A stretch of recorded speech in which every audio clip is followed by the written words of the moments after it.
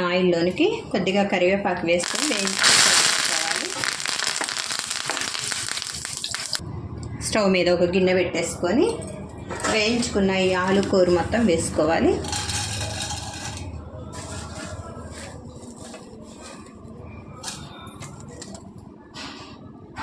ఇందులోనికి వేయించి పెట్టుకున్న పల్లీలు వేసేసుకోవాలి.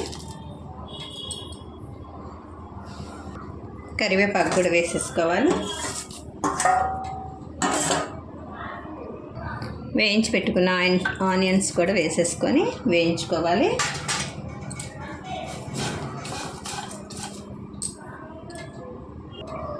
ఇందులోనికి రుచికి సరిపడా ఉప్పు వేసేసుకోవాలి.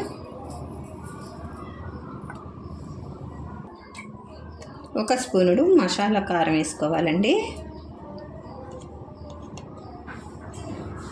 ఈ కారం వేసుకోవటం వలన